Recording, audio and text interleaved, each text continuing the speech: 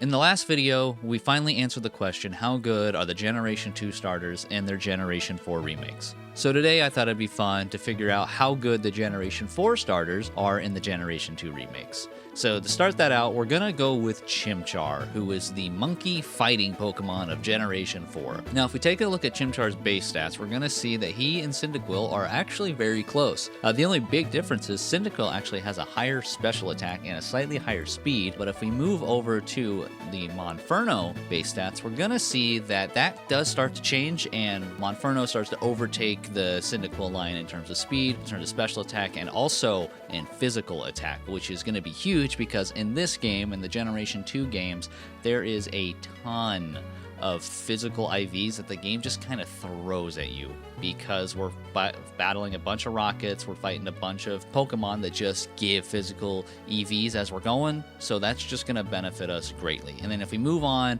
to the final base stats, which is the Infernape, we're going to see that we really start to shine with our speed, attack, and special attack, which for a solo challenge is everything you could ever want from your Pokemon. But if we take a look at his move pool, we're going to see that things aren't as great as they sound. If you notice, we don't get any good fire moves until we are level 57. That means we don't get Flamethrower, which is the big one. The moves we do get are physical scaling, but they aren't really all that powerful on their own with their own base power, so not the best. We do get some decent fighting moves in the form of Mach Punch at level 14 and Close Combat at level 41, which is huge, and I'm kind of hoping that'll carry us, but we'll have to wait and see. There's just not a ton of major battles that are weak to fighting, so as great as that is, I don't know if it's going to be the golden goose of this run. It might just end up being a decent move that we have. I don't know if it's going to make or break the run. If we head over to the TM list, we're going to see that things get a little bit better. We can learn Flamethrower via TM, and that's something we can get really early as soon as we get to Goldenrod City. We can get that, so that's great. We can learn Fire Blast, but we can't get that until the post game. We can learn Earthquake, which is huge, and if we take a look at the bottom half here, you're going to see that we can also learn the one and only Sword Stance, which is a move that has made or broke Pokemon in previous videos, and there's a chance that Sword Stance is going to make or break this run. I kind of feel like at this point I'm becoming the Sword Stance channel because I believe most of the starters, if not all of the starters, can learn Sword Stance in Generation 4, so it might become that that's just the move we use every single time, but especially for Infernape, who really scales off of that physical attack, that's going to be a very critical move that we're going to use, and I think it's going to be the make or break for a lot of these challenges. If we think about how it was for Cyndaquil, the biggest issue that we had was Gyarados and not having a good move that we could Sword Stance into because Typhlosion was a special attacking mon and we just didn't have a way to boost special attacks. Infernape might not have that problem, but we're just going to have to wait and see. And see we will, because here we are at the top of the Bellsprout Tower, and for those of you that are new here, the reason I'm showing this battle, even though it's not really a major battle, is because it is the battle where Chimchar is going to evolve.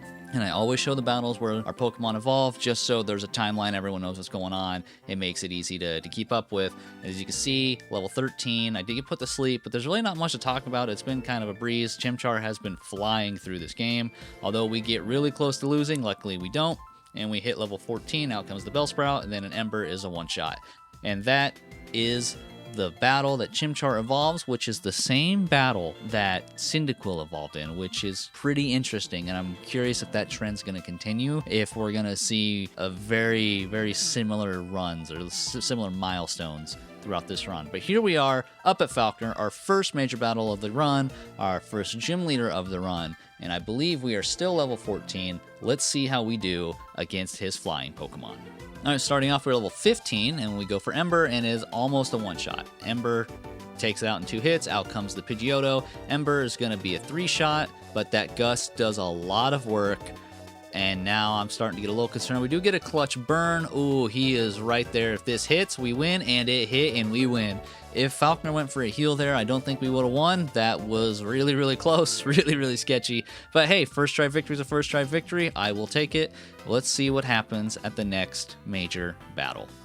Alright, so here we are down in the Slowpoke Cave, about to take on Proton, and something I want to bring up here during this battle, because it's not very interesting. It's never been interesting. It's probably never going to be interesting until we do like some real difficult Pokemon. I'm not going to show the rocket battles unless there is something worth talking about. If there isn't an interesting battle, I'm just not going to show them. I might still show the Lance battle. I don't remember if I do or not. But any other rocket battle, unless something becomes a problem like Petrol has been a problem in the past, I'm not even going to mention it, not going to bring it up. It's just kind of redundant. They're easier than most of the trainers in the open world, so there's just no reason to really discuss them unless something happens. What is worth discussing, however, is our second major battle, Bugsy. The second gym leader comes out with a Scyther. We're level 22. We use Flame Wheel. It is not a one-shot. Focus Energy doesn't do much for us. Quick Attack does bring us down to half, but Flame Wheel finishes the job. Out comes a Metapod, and one-shot with Flame Wheel, and I believe that trend's going to continue. Out comes a Kakuna, one-shot with Flame Wheel. Bugsy, not much to talk about there. Wouldn't expect there to be because he's a bug type and we're a fire type. So it went about how you would expect. So far, so good on the Chimchar line. But now we get to see if Bob is going to break that trend with our first rival battle. Let's see how it goes.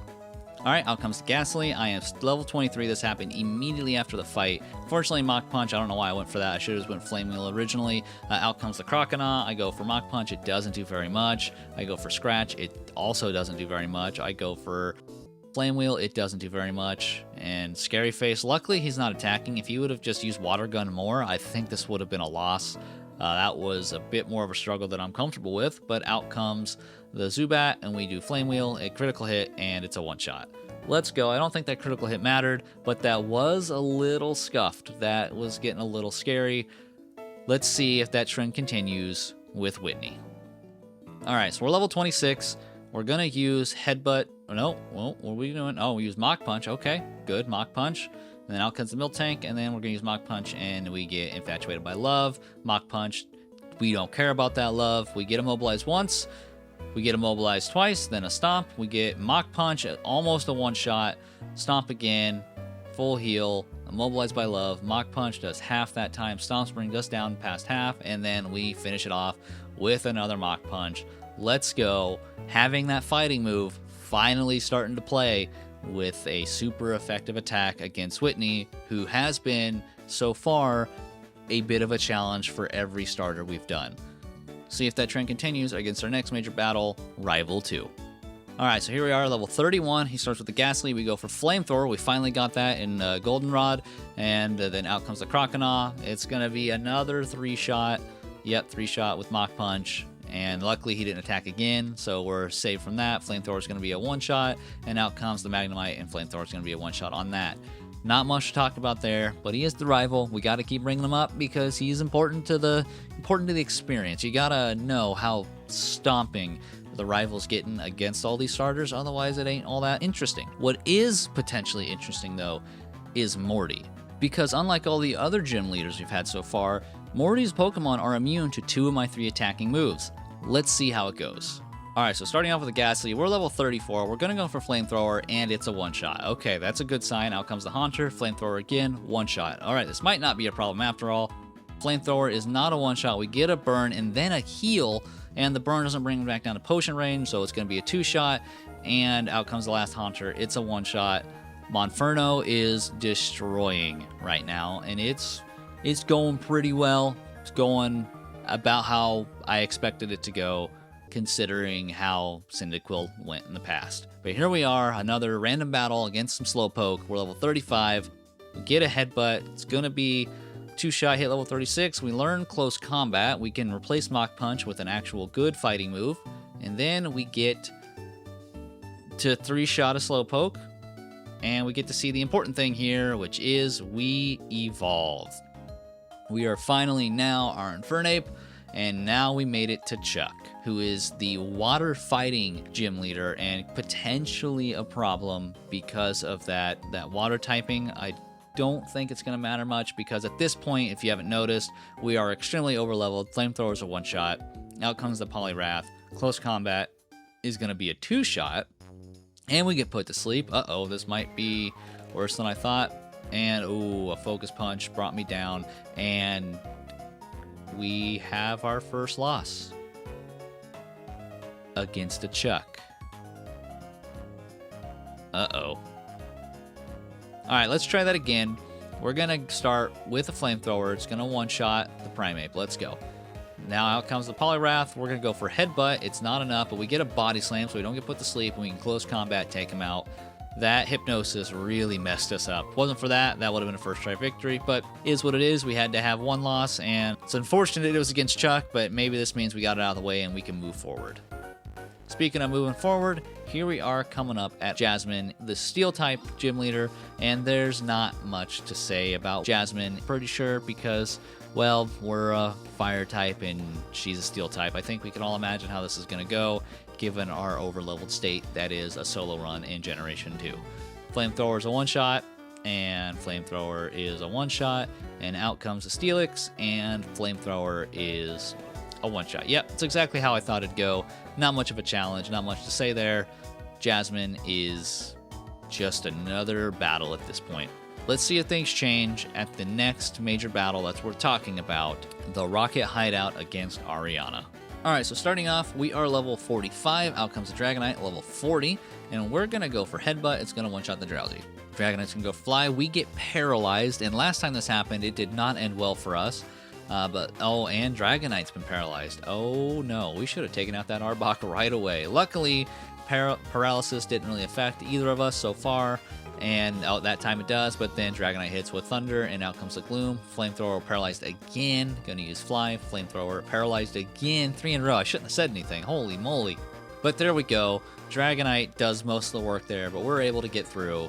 That is the one and probably the only rocket battle we're going to have, because it was the only one that was remotely interesting. Let's see if Price can be any different, if I can figure out how this ice puzzle works. I always struggle with the ice puzzle. I've done this so long now, you'd think I'd have them memorized, but nope, I just keep spamming until it works. Let's see if I can spam my way through Price. Here we go. All right, out comes the Seal. We're level 47. We're going to go for Headbutt. It's going to be a 2-shot. We do get Hail, which is unfortunate, and then he heals, so we're just going to take a little bit of Hail damage, but it's 2-shot. Luckily, he doesn't heal again. We're still buffed by Hail, but out comes the Dugong. We're going to go for close combat. It's going to be super effective. Down goes the Dugong, and then out comes the Piloswine, and we're going to go for close combat again, and that's the end of that. Price was not difficult at all for Infernape. We have one gym leader left, and hopefully it is the only gym leader we have to worry about. But first, before we get there, we have one more rival battle we have to do. We're going to go for Headbutt. It's going to go for Confuse. We're level 50. Headbutt's going to be a 2-shot. Luckily, Confusion hasn't played a part yet, but then we hit ourselves with Confusion. Get hit with Water Gun. Headbutt. Critical hit. Almost takes him down. If it wasn't, we're just... Oh. Okay, 14 HP. Barely made it through. Out comes the Magnemite. And it's going to be a one-shot. And then out comes the Haunter. Flamethrower is going to be a one-shot. And out comes the Sneasel. Flamethrower is going to be a one-shot. That was really, really close to a loss.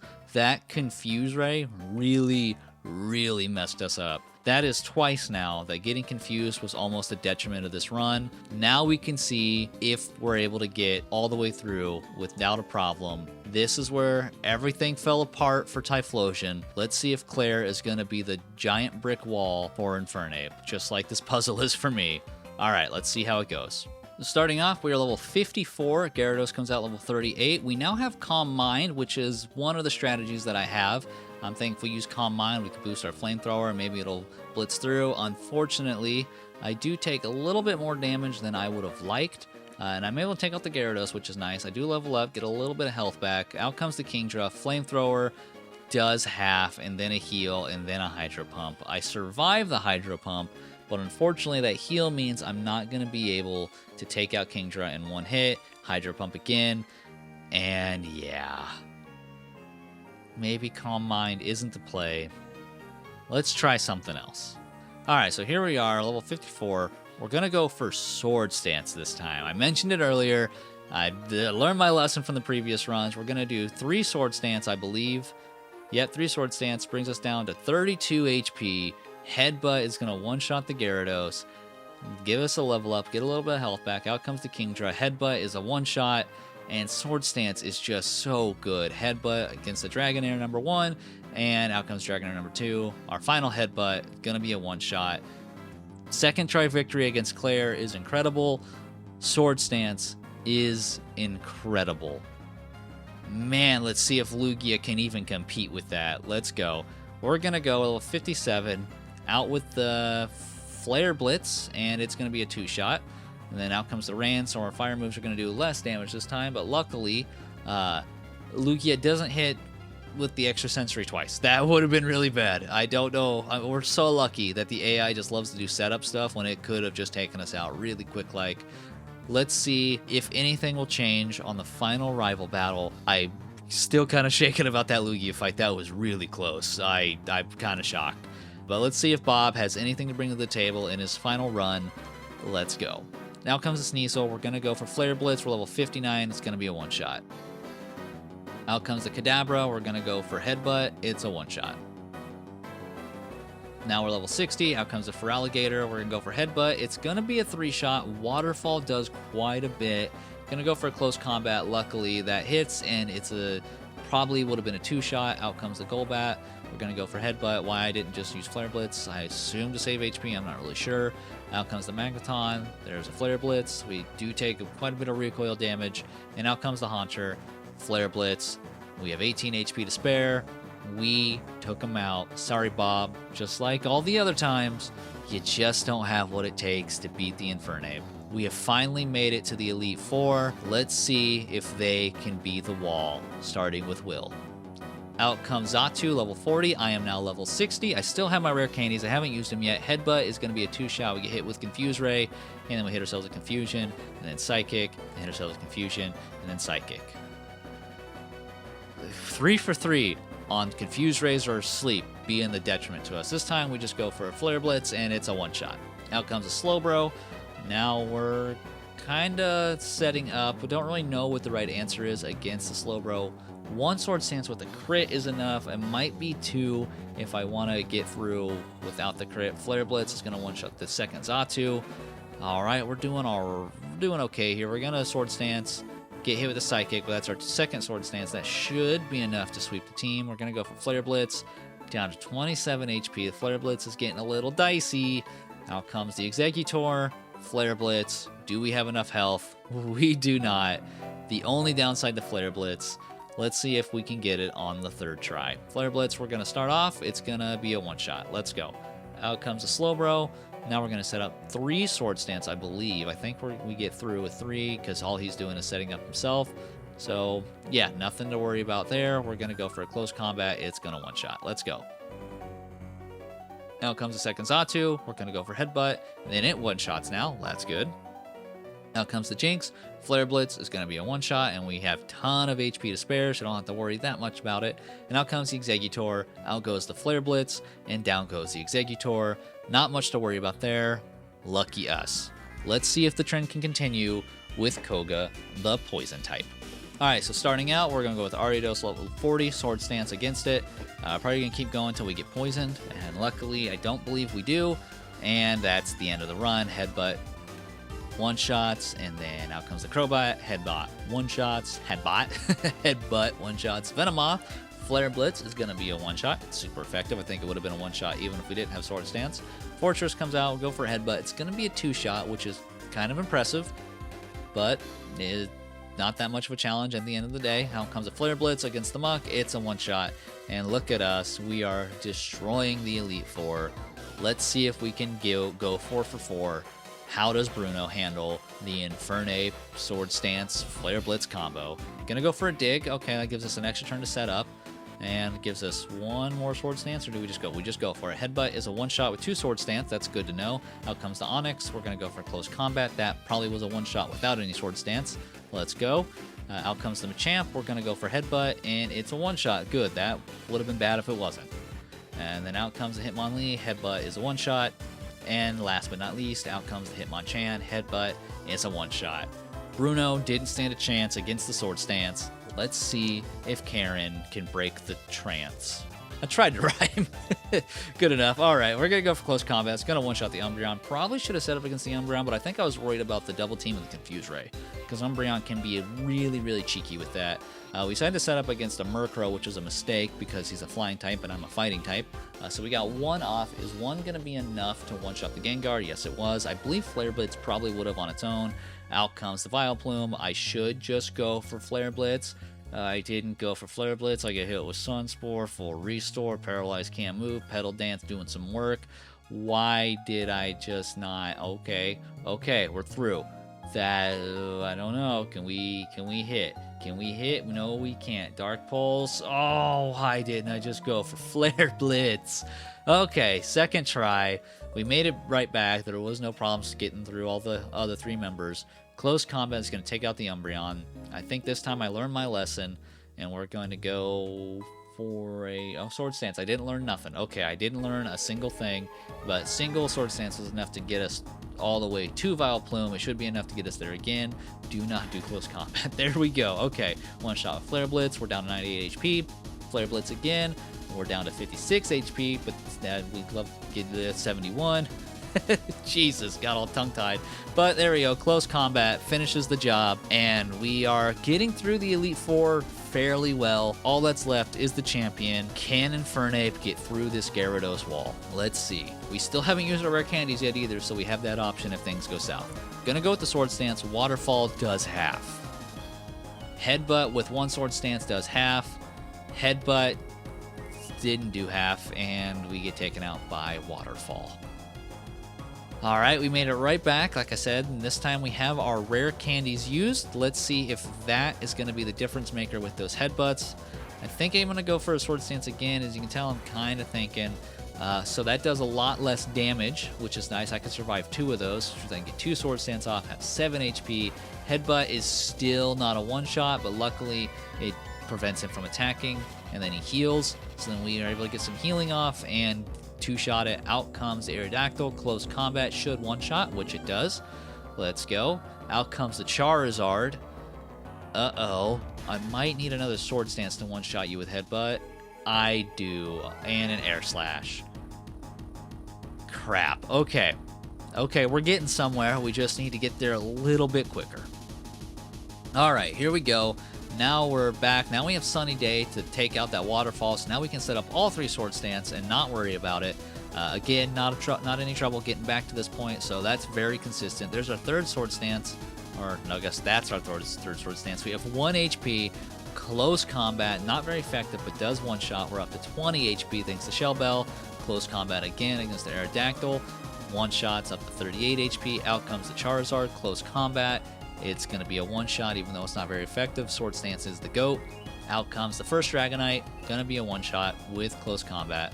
Out comes the second Dragonite. Our final close combat, which means we're going to have to do something else, and we only have one other attacking move, which is Flare Blitz. And luckily, with all the healing, we had enough HP. This would not have been possible without the Shell Bell strat. Holy moly, what a roller coaster of a run. Infernape definitely didn't have the nice relaxing time that Typhlosion did, but man, were its moments far more exciting. Just the ability to use Flare Blitz and the Shell Bell strat really helped.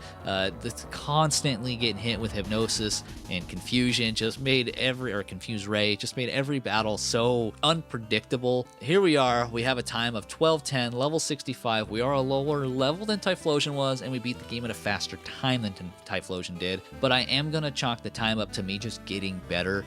So far, we have consistently been faster and faster and faster with every run. In fact, I think this is the first run that's actually slower than the previous run was. So that says something, but part of that is I had to get Flamethrower, which does take some time to do in the games corner, so that does kind of eat into the time just a little bit. So I'm going to say that the time really is irrelevant. The playthrough was very similar to most of the other starters we have so far, and I think just a little bit better than Typhlosion was, at least for the obstacles that the major battles threw our way and the ability to use Sword Stance.